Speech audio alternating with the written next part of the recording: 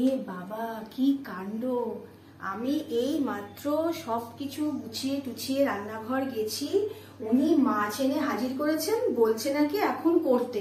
কি অবস্থা ভাবো, আমি কি করি বলো তো? এখন আমাকে বলে নাকি যে তুমি তো তোমার বন্ধুদের দেখাবে, আমারও একটু খাওয়া দাওয়া হবে, আমি ওই জন্য নিয়ে এলাম, তুমি একটু করো।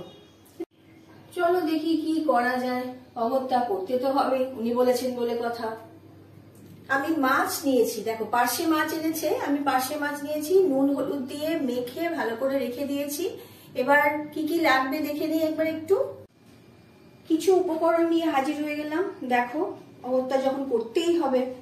আচ্ছা, আমি নিয়েছি এখানে হাফ চামচ মতো কালো সর্ষে, আর নিয়েছি 1 চা চামচ মতো রাই সর্ষে, যেটা সাদা সর্ষে বলি আমরা, আর নিয়েছি 4টে কাঁচা লঙ্কা, এটা আমি আমার স্বাদ অনুযায়ী নিয়েছি। আর পোস্ত আছে, পোস্ত হচ্ছে তোমার 2 চা চামচ নিয়েছি এখানে আমি। আর কিছু ধনে পাতা লাগবে আমার, সেটাও আমি নিয়ে নিয়েছি। মোটামুটি এগুলো রেডি হয়ে গেল। এবার আমি এগুলোকে একসাথে বেটে নেব। আর নিয়েছি আমি এখানে একটা টমেটো, এটা টমেটোটা আমি আলাদা করে বাটবো। আর পেঁয়াজ আছে, দেখো পেঁয়াজ নিয়েছি একটা, সেই পেঁয়াজটাকেও কিন্তু আমি আলাদা করে বেটে নেবো। পেঁয়াজ আর টমেটো এই দুটোকে আলাদা আলাদা করে বাটতে হবে। আমার বাটা রেডি হয়ে গেছে, দেখো আমি এখানে কালো সর্ষে, সাদা সর্ষে আর পোস্ত আর লঙ্কা, এই 4টে জিনিস আমি বেটে রাখলাম। আর বেটেছি হচ্ছে টমেটো, বলেছি তোমাদের টমেটোটা আলাদা করে বেটে নিতে হবে। টমেটো আমার বাটা হয়ে গেছে। এবার ওই একটা পেঁয়াজও আমার বাটা হয়ে গেছে। 50 গ্রাম টক দই আর পেঁয়াজটা যেটা বাটার কথা ছিল সেই বেটে আমি এটাকে মিশিয়ে নিয়েছি। কড়া বসিয়ে দিয়েছি, তেলও গরম হয়ে গেছে, তেল বেশ ভালো করে গরম হয়েছে, দেখো ধোয়া উঠছে। আমি এবার মাছটা ছাড়ছি।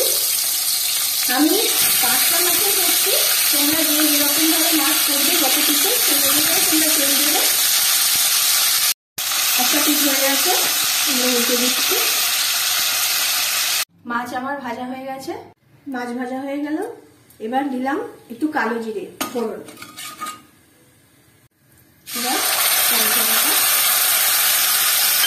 টমেটো বাটাটা দিয়ে অল্প একটু নেড়ে দিতে হবে। পরিমাণ মতো একটু হলুদ দিয়ে দিলাম।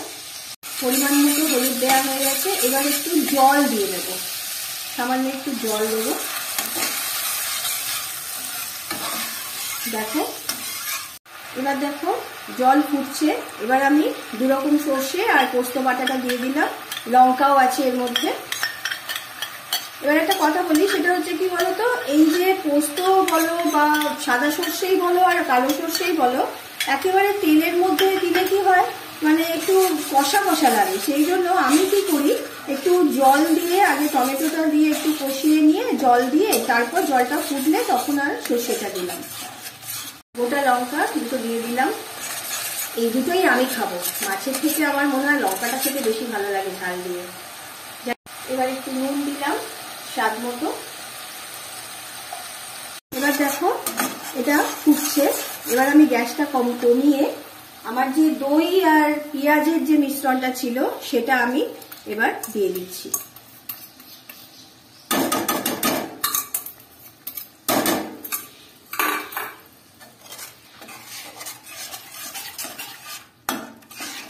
ফুটে গেছে আমার। এবার আমি কি করব, মাছগুলো আস্তে করে দিয়ে দেব। একটু আস্তে করে সাবধানে দেবে, কারণ পার্শে মাছ তো একটুতেই ভেঙে যায়। এই যে এভাবে দিয়ে দিলাম। আমার ফুটছে, মাছ দেওয়া হয়ে গেছে। এবার আমি একটু কাঁচা তেল দিয়ে দেব, সর্ষের তেল একটু কাঁচা দিয়ে দেবো এর মধ্যে, দিয়ে একটু ফোটাবো। দেখবে যেন বেশি জল জল না হয় এই রান্নাটা, তাহলে খেতে ভালো লাগবে না।